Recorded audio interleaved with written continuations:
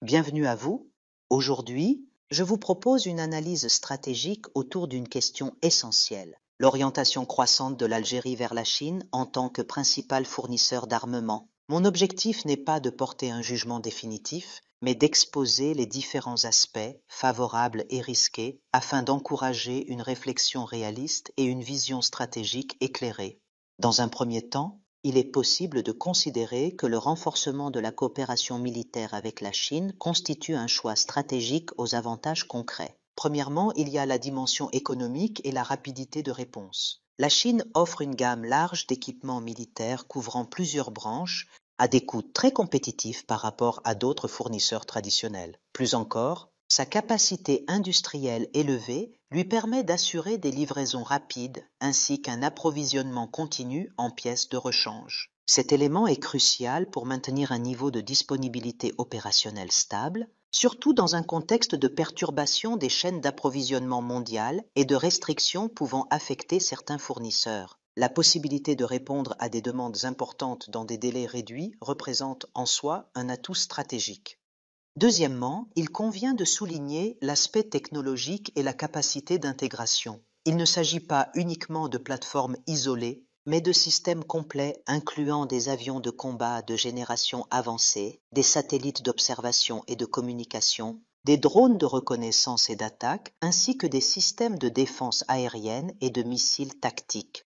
Un avantage notable réside dans la capacité chinoise à intégrer ces équipements au sein de réseaux interconnectés, reposant sur l'analyse de données et l'intelligence artificielle afin d'optimiser la prise de décision sur le champ de bataille. Si elle est exploitée avec compétence, cette approche pourrait constituer un véritable saut qualitatif pour les capacités de défense de l'Algérie. Troisièmement, la puissance de l'industrie chinoise et son contrôle de segments clés de la chaîne de valeur, notamment en matière de métaux rares, d'électronique avancée et de semi-conducteurs, lui confèrent une capacité à sécuriser la continuité de l'approvisionnement, moins vulnérable aux fluctuations du marché ou aux pressions politiques que certains autres fournisseurs. Quatrièmement, la perspective de transfert de technologie demeure attrayante. Un engagement approfondi avec des partenaires chinois pourrait ouvrir la voie non seulement à l'acquisition de matériel, mais aussi à un transfert de savoir-faire technique pouvant, à moyen et à long terme, favoriser le développement d'une base industrielle de défense nationale plus autonome. Cinquièmement, sur le plan géopolitique, la présence chinoise au Sahel et en Afrique apparaît souvent moins impliquée directement dans certains dossiers sensibles que celle d'autres puissances, ce qui pourrait offrir à l'Algérie une marge de manœuvre plus large dans sa politique régionale. Cependant, il est indispensable d'aborder également les risques et interrogations majeures. Premièrement, la vente d'armements par la Chine répond à des intérêts nationaux clairement définis. Ces partenariats servent ses objectifs économiques et géostratégiques, renforcent son influence et facilitent l'ancrage de ses produits sur de nouveaux marchés. Deuxièmement, la question des transferts de technologie doit être examinée avec prudence. L'idée d'un transfert substantiel de compétences paraît séduisante, mais suscite des doutes légitimes. La véritable interrogation est la suivante. Jusqu'à quel niveau la Chine accepterait-elle de partager ses conceptions, ses logiciels centraux ou ses algorithmes sensibles? L'expérience historique montre que les États exportateurs protègent généralement leurs technologies les plus critiques et que les transferts se limitent souvent à des opérations d'assemblage ou à des éléments de moindre sensibilité, plutôt qu'à un transfert réel de capacité de conception ou de développement autonome.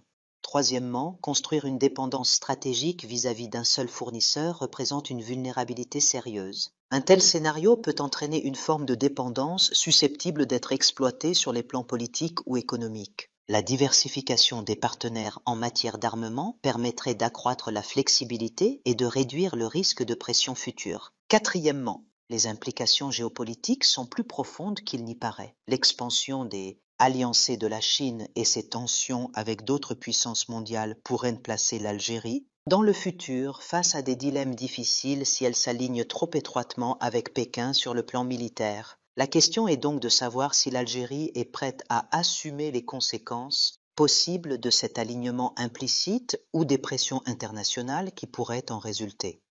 Cinquièmement, l'évaluation de la supériorité technologique chinoise doit rester mesurée. Les avancées sont réelles, Mais toute analyse doit s'appuyer sur des évaluations critiques et comparatives et non sur des discours promotionnels. En revenant à un aspect essentiel, il faut rappeler que l'achat d'équipements ne suffit pas à garantir une autonomie véritable. Celle-ci repose sur la construction d'une base scientifique et industrielle locale, sur le développement de compétences en recherche, en innovation et en ingénierie, y compris la maîtrise des logiciels et des mises à jour. Les transferts de technologie doivent s'accompagner d'investissements sérieux dans la formation, l'enseignement, la recherche et la production nationale. Pour cela, les conditions des accords doivent être claires, précises et suffisamment larges pour aller au-delà du simple assemblage. Sur le plan économique, il serait injuste de minimiser l'avantage financier que représente l'accès à du matériel moins coûteux. Les économies générées peuvent être réinvesties dans d'autres secteurs essentiels. Toutefois, ce bénéfice initial peut se transformer en coût stratégique ou politique si la dépendance devient un outil de pression. Il est donc nécessaire de garantir des mécanismes protégeant les intérêts de l'Algérie, notamment à travers des clauses fermes en matière de transfert technologique, des programmes de formation d'ingénieurs algériens et la diversification des partenaires stratégiques afin de limiter les vulnérabilités. En conclusion, le rapprochement avec la Chine offre à l'Algérie un ensemble d'opportunités.